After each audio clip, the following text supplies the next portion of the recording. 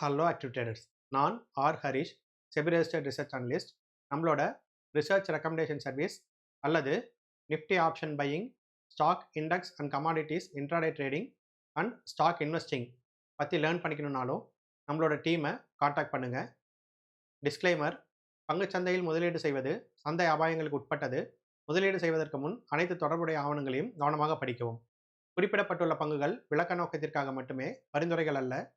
செபியால் வழங்கப்பட்ட பதிவு மற்றும் NISM சான்றிதழ் மற்றும் RIASBயின் பதிவு ஆகியவை பங்குச்சந்தை ரிசர்ச் அனலிஸ்டின் செயல்பாட்டிற்கான உத்தரவாதமோ அல்லது முதலீட்டாளர்களுக்கு உறுதியான லாபம் வழங்கும் உறுதிப்பாடோ அல்ல.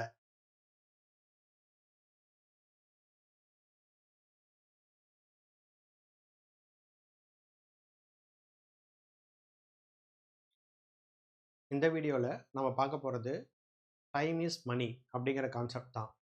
நார்மலாக எல்லா இதுலேயும் சொல்லுவாங்க, நம்ம படிக்கும்போது சொல்லுவாங்க, எஜுகேஷனில் எல்லா இடத்துலையும் என்ன சொல்லுவாங்கன்னா, டைம் இஸ் மணி, டைமை வேஸ்ட் பண்ணாதீங்க. எவ்வளோக்கு எவ்வளோ அதிக நேரம் வந்து நீங்கள் ஃபோக்கஸ்டாக உழைக்கிறீங்களோ அவ்வளோக்கு எவ்வளோ அதிக பணம் வந்து நீங்கள் பண்ண முடியும் அப்படிங்கிற மாதிரி நமக்கு சொல்லிக் கொடுப்பாங்க. தமிழ்லேயும் பார்த்தீங்கன்னா காலம் பொன் போன்றது அப்படின்னு சொல்லுவாங்க. ஸோ அப்போது இது வந்து கரெக்டாக டைம் இஸ் மணி அப்படிங்கிற கான்செப்ட் வந்து கரெக்டாக. அப்போது எவ்வளோக்கு எவ்வளோ அதிகமான நேரம் உழைக்கிறோமோ அவ்வளோக்கு எவ்வளோ நம்மளால் பெட்டராக ஏர்ன் பண்ண முடியுமோ அல்லது சக்ஸஸ் பண்ண முடியுமோ, எதுவாக இருந்தாலும் சரி. அது ரியாலிட்டியா அப்படின்னு பார்த்தீங்கன்னா அது கிடையாது. ஏன்னா அதிகமான நேரம் உழைக்கிறவங்க எல்லாருமே கம்மியான இன்கம் தான் பண்ணிகிட்டு இருக்காங்க. ரியாலிட்டியில் கம்மியான நேரம் உழைக்கிறவங்களுக்கு தான் அதிக இன்கம் வருது. இப்போ ஃபார் எக்ஸாம்பிள், ஒரு ஃபிசிக்கல் ஒர்க் இருக்கிற ஒரு லேபர் பாருங்கள், எந்த ஃபீல்டாக வேணா இருக்கட்டும், ஃபுட் இண்டஸ்ட்ரியாக இருக்கட்டும், அல்லது ஒரு மேனுஃபேக்சரிங் இண்டஸ்ட்ரியாக இருக்கட்டும், அல்லது ஒரு லாஜிஸ்டிக்ஸாக இருக்கட்டும், எங்கே இருந்தாலும் அவங்க வந்து 8 மணி நேரம் 10 மணி நேரம் வேலை செஞ்சால் ஒரு ரூ. 300 500 அதிகபட்சம் ரூ. 1000 எடுத்துகிட்டு போகிறாங்கன்னா, அதுவே ஒரு டாக்டரோ அல்லது ஒரு ப்ரொஃபஷனலோ ஒரு 1 ஹவர் 2 ஹவர் கன்சல்டன்சி கொடுத்தாருன்னா அவர் 5000 10,000 எடுத்துகிட்டு போயிடுவார். ஸோ அப்போது இங்கே டைம் இஸ் மணி அப்படிங்கிறது எங்கே வருது? அதிக நேரம் உழைக்கணும், அதிக நேரம் படிக்கணும், டைமை வேஸ்ட் பண்ணக்கூடாது, என்டர்டெயின்மெண்ட்டில் வேஸ்ட் பண்ணாதீங்க, லீஷருக்கு வேஸ்ட் பண்ணாதீங்க, ஃபுல் அண்ட் ஃபுல் ஃபோக்கஸ்டாக இருங்க, லைஃப்பில் ஓடிக்கிட்டே இருக்கணும் அப்படிங்கிறது எல்லாமே ஒரு அந்த டாப் 1% கீழே இருக்கிற மீதி 95%க்கு கடத்தக்கூடிய ஒரு ஐடியாலஜி தான். ஆனால் அந்த டாப் 1%ல் இருக்கவங்க அவங்க டைம் இஸ் மணி அப்படிங்கிறத எப்படி அண்டர்ஸ்டாண்ட் பண்ணி வச்சுருக்காங்க அப்படின்னாக்கா, எவ்வளோக்கு எவ்வளோ அதிகம் டைம் கொடுக்குறோமோ அவ்வளோக்கு அவ்வளோ பணம் அப்படிங்கிறது தான் அங்கே விஷயம். ஓகேங்களா? ஸோ அதை வந்து நான் ஜஸ்ட் ஒரு எக்ஸாம்பிளோட உங்களுக்கு ஷோ பண்ணுறேன். ஃபார் எக்ஸாம்பிள், நம்ம மியூச்சுவல் ஃபண்ட் கால்குலேட்டர் இது வந்து எந்த ஒரு ரிட்டர்ன்ஸ் கேரண்டியும் இல்லை. உங்களுக்கு ஒரு விஷயத்தை புரிய வைக்கிறதுக்காக நான் இங்கே சின்னதாக ஒரு எக்ஸாம்பிள் வந்து உங்களுக்கு காட்டுறேன். இப்போ ஒருத்தர் வந்து ஒரு லம்சம் இன்வெஸ்ட்மெண்ட் பண்ணுறாரு, ஒரு 25,000 பண்ணுறாரு அப்படின்னாக்கா, அவரோட எக்ஸ்பெக்டட் ரிட்டர்ன் பர் ஆனம் 12% அப்படின்னா மாதத்துக்கு ₹1 வட்டி வருது. இப்போ 12% பார்த்தீங்கன்னா நார்மலாக நிஃப்டி இண்டெக்ஸ் வந்து ஆவரேஜாக லாங் டேர்மில் 12% கொடுத்துட்ருக்கோம். அந்த இன்ட்ரெஸ்ட் வருதுன்னா 10 இயர்ஸில் பார்த்தீங்கன்னா அவர் வந்து 25,000க்கு 52,000 அடிஷனலாக ஏர்ன் பண்ணியிருப்பார். அதாவது 2x ஏர்ன் பண்ணியிருப்பார். ஓகேங்களா? அப்போது இந்த 2x அப்படிங்கிறது 10 இயர்ஸில் வந்து வந்திருக்கு. இப்போ இதையவே அந்த இயரை வந்து இன்க்ரீஸ் பண்ணுறேன். இப்போ 10லேருந்து 15 இயர்ஸ் போகிறேன். இப்போ இந்த 2x என்னாச்சு பாருங்கள். 25,000 1,00,000க்கு மேலே ரிட்டர்ன்ஸை கொடுத்துருச்சு. அப்போ அந்த 2x அடுத்த 5 இயர்ஸில் 4x ஆகிடுச்சு. 4 டைம்ஸ் மல்டிப்ளை ஆகிடுச்சு. ஓகே, இப்போ இன்னொரு 5 இயர்ஸ் ஆட் பண்ணுவோம். இப்போ என்னாச்சு பாருங்கள். அதே 25,000 தான் 20 இயர்ஸ் போகும்போது அடுத்த 5 இயர்ஸில் 8x ஆகிடுச்சு. அப்போ என்ன ஆகுது? எக்ஸ்பொனென்ஷியலாக வளர்ந்துட்டு போகுது. 1 2 ஆகுது, 2 4 ஆகுது, 4 8 ஆகுது. டைம் பீரியட் அதே தான். இன்வெஸ்ட்மெண்ட் அதே தான், ரேட் ஆஃப் ரிட்டர்ன் அதே தான், டியூரேஷன் மட்டும் தான் இன்க்ரீஸ் ஆகுது. அப்போ டைம் மட்டும்தான் இங்கே இன்க்ரீஸ் ஆகிட்டே போகுது. அப்போ டைம் இஸ் மணிங்கிறது இதுதான். எவ்வளோக்கு எவ்வளோ நீங்கள் லாங்கராக ஒரு இன்வெஸ்ட்மெண்ட்டை க்ரோ பண்ண விடுறீங்களோ, காம்பவுண்ட் பண்ண விடுறீங்களோ, அவ்வளோக்கு அவ்வளோ அது பெருசாக வந்து உங்களுக்கு வளரும் அப்படிங்கிறது தான் இங்கே கான்செப்ட்டு. அதை அண்டர்ஸ்டாண்ட் பண்ணிக்கிட்ட டாப் 1% பீப்புள் தான் இன்வெஸ்டிங்கை வந்து மேஜராக எடுத்துக்கிறாங்க. நம்மளோட இதில் பார்த்தீங்கன்னா சொசைட்டியில் இன்வெஸ்டிங் வந்து அவ்வளோ மேஜராக நம்ம எடுத்துக்கிறது இல்லை. சேவிங்ஸே வந்து ஒரு 50% பேர் பண்ணுறாங்களானே தெரியல. ஸோ மந்த்லி ஒரு இன்கம் வருதுன்னா அப்போ அதில் வந்து ஒரு 10%ஆவது கம்பல்சரி சேவிங் பண்ணணும் அப்படிங்கிற ஒரு ஃபினான்ஷியல் லிட்ரஸியே நம்ம வந்து நம்மளோட குழந்தைங்களுக்கு கொடுக்கறதில்ல. ஸோ இந்த மாதிரி நம்ம ஃபினான்ஷியல் லிட்ரஸியில் ரொம்ப கம்மியாக இருக்கிறனால தான் நமக்கு வந்து இந்த டைம் இஸ் மணிங்கிற கான்செப்டை நம்ம தப்பாக புரிஞ்சுட்டு இருக்கோம். 24 மணி நேரத்தில் 16 மணி நேரம் வேலை செய்யணும், அதெல்லாம் கிடையாது. நீங்கள் சும்மா இருக்கும்போதும் உங்களுக்கு உங்களோட இன்வெஸ்ட்மெண்ட் வேலை செஞ்சுட்டு இருக்கும். நீங்க அதுக்கான டைமை கொடுக்கணும். நம்ம வந்து இப்போ வந்து 1 இயர் 2 இயர் பொசிஷன் ஹோல்டு பண்ணுறதுக்கே நம்ம இப்போ தயாராக இல்லை.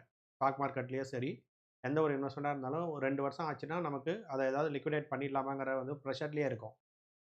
அதுலேருந்து நம்ம பார்த்தீங்கன்னா ஸ்விங் ட்ரேடுக்கு வந்தோம். ஸ்விங் ட்ரேட்லேருந்து இன்ட்ராடே வந்தோம். இன்ட்ராடேலேருந்து இப்போ ஆல்கோக்கு போயிட்டோம். ஃப்ராக்ஷன் ஆஃப் ஹெச்எஃப்டி அந்த லெவலுக்கு கீழே தான் நம்ம போகிறோமே ஒழிய லாங் டேர்முக்கு நம்ம போகிறதில்ல. ஆனால் லாங் டேர்மில் வெல்த் கிரியேட் பண்ண யாராவது கீழே வந்து இன்ட்ராடே பண்ணாங்களா, ஹெச்எஃப்டியில் பண்ணாங்களா, ஆல்கோவில் பண்ணாங்களான்னு பாருங்கள்.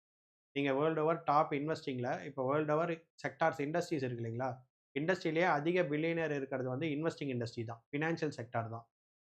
அதுக்கு அடுத்து தான் ஐடி. ஆனால் அந்த ஃபினான்ஷியல் செக்டாரில் டாப் 100% எடுங்க.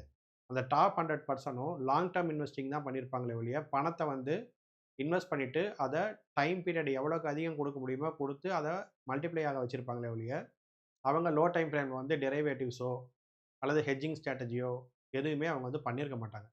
நீங்கள் போய்ட்டு ரிசர்ச் பண்ணி பாருங்கள். வேர்ல்டுலேயே ஹையஸ்ட் பில்லியனர்ஸை கிரியேட் பண்ண செக்டார் எது, ஃபஸ்ட்டு அதை பாருங்கள். அது ஃபினான்ஷியல் செக்டார் தான்.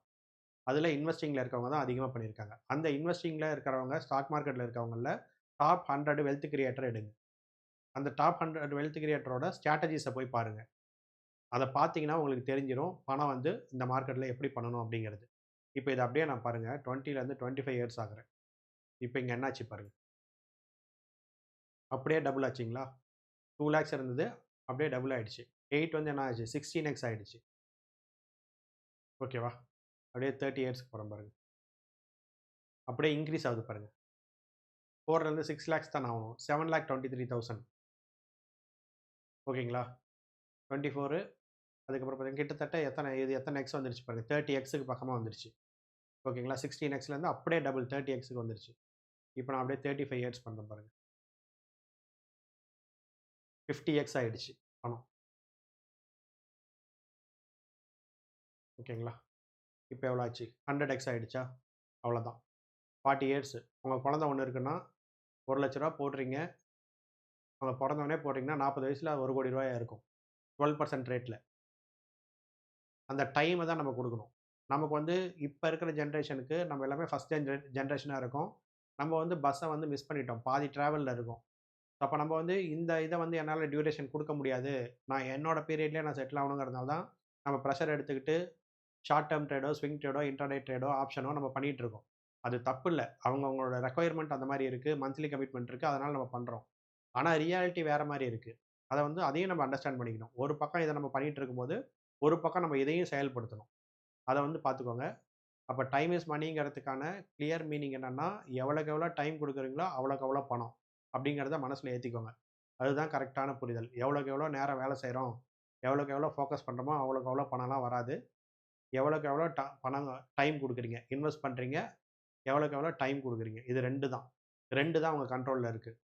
ஒன்று இன்வெஸ்ட்மெண்ட், சேவிங்ஸ் எவ்வளோக்கு எவ்வளோ அதிகம் பண்ணி இன்வெஸ்ட்மெண்ட்டை லம்சமாவோ எஸ்ஐபியாவோ நீங்கள் எவ்வளோக்கு எவ்வளோ அதிகம் பண்ணுறீங்களோ அது ஒரு ஃபேக்டர். ரிட்டர்ன் நம்ம கையில் கிடையாது. இது 12 இருக்கலாம், 10 இருக்கலாம், 14 இருக்கலாம். அது மார்க்கெட்டை பொறுத்து மாறும். இயர்ஸ் நம்ம கையில் இருக்குது. அதை டச் பண்ணாமல் எவ்வளோ லாங்காக விடணுங்கிறது நம்மளால் முடியும். அப்போது இதுக்கு கொஞ்சம் எஃபர்ட்டும், இதுக்கு கொஞ்சம் எஃபர்ட்டும், இதுக்கு வந்து எஃபர்ட் போடணும், இதுக்கு எஃபர்ட் போடக்கூடாது. அப்படியே விட்டுறணும். இது 2 கரெக்டாக பண்ணிங்கன்னா நீங்கள் பாதி தூரம் வந்திருந்தா கூட இப்போ உங்களுக்கு பிகினிங்கில் இருக்க உங்கள் குழந்தைங்க அடுத்த ஜென்ரேஷனுக்கு நம்ம இதை வந்து கிரியேட் பண்ணி கொடுத்துட்டு போயிடலாம். அதான் கிளியராக பார்த்தீங்களா இண்டெக்ஸ் ரிட்டர்ன்லேயே உங்களுக்கு 100x வந்து 40 இயர்ஸில் கொடுக்குது. ₹1ங்கிறது ₹100 ஆகுது. அப்போ அதை நீங்கள் பிளான் பண்ணி அவங்களுக்கு இன்வெஸ்ட் பண்ணி அவங்க லைஃப்பையாவது கம்ஃபர்டபுளாக நம்ம மாற்றுறதுக்கான ப்ராக்டிஸை வந்து நம்ம இப்போதே பண்ணுவோம். இந்த நாலேஜை வந்து நம்ம அடுத்தடுத்து அவங்களுக்கு ஒரு ஏஜ் ஒரு 10 இயர்ஸ் 12 இயர்ஸ் வரும்போது அவங்களுக்கு அந்த சேவிங்ஸ் ஹேபிட்டு, அவங்களுக்கு இந்த இன்வெஸ்டிங் ஹேபிட்டு அதை நம்ம கொடுத்து அவங்கள இதுக்குள்ளே கொஞ்சம் கொஞ்சமாக கொண்டு வரது மூலமாக சேஃபானது தான். இப்போ நம்ம வந்து டெஸ்ட் பண்ணிட்டோம். நம்ம வந்து இன்ட்ராடே கற்றுக் கொடுக்க போகிறதில்ல அவங்களுக்கு. ஓகேங்களா? ஆப்ஷன் கற்றுக் கொடுக்க போகிறதில்ல. இன்வெஸ்டிங் கற்றுக் கொடுங்க. அப்போ அவங்க அதை வந்து கொஞ்சம் கொஞ்சமாக சேவ் பண்ணி எந்த ஒரு பொருள் வாங்கினாலும் சேவ் பண்ணி வாங்கணும் அப்படிங்கிற ஒரு மென்டாலிட்டிக்கு வரணும். அப்போ சேவ் பண்ணி வாங்கினதுக்கப்புறம் அந்த சேவ் பண்ணதில் வர இன்ட்ரெஸ்ட்டில் வாங்கணும். பணம் அப்படியே இருக்கணும் அப்படிங்கிற மென்டாலிட்டிக்கு அடுத்து வரணும். அப்புறம் எவ்வளோக்கு எவ்வளோ அதிகமாக சேவ் பண்ணுறோமோ, எவ்வளோக்கு எவ்வளோ அதிக டைம் கொடுக்குறோமோ, அவ்வளோக்கு எவ்வளோ அதிகமாக வெல்த் கிரியேட் ஆகும். அப்போ எவ்வளோக்கு எவ்வளோ சீக்கிரமாக நம்மளால் அந்த financial independence and retire early achieve பண்ண முடியும் அப்படிங்கிறத அவங்களுக்கு இப்போயே கற்றுக் கொடுத்தீங்கன்னா நமக்கு இருக்க ப்ரெஷர் வந்து அவங்களுக்கு இல்லாமல் இருக்கிறதுக்கு வாய்ப்புகள் இருக்குது. நம்மளும் நம்மளால முடிஞ்ச அளவுக்கு இப்ப இருந்தே இத ஃபோக்கஸ் பண்ணி போலாம். இத அப்படியே போர்ட்ஃபோலியோவா அவங்களுக்கு மாத்தி ஃபியூச்சர்ல குடுத்துட்டு போற மாரியும் நம்ப பிளான் பண்ணலாம். ஸோ விதை நம்ம போடுறோம். பழம் நம்மளே சாப்பிடணும்னு நெனச்சா, நமக்கு வாய்ப்பு இருந்தா நம்ம சாப்பிடலாம். இல்லன்னா நம்ம ஜெனரேஷன் சாப்பிடும். அத அண்டர்ஸ்டாண்ட் பண்ணிக்கோங்க.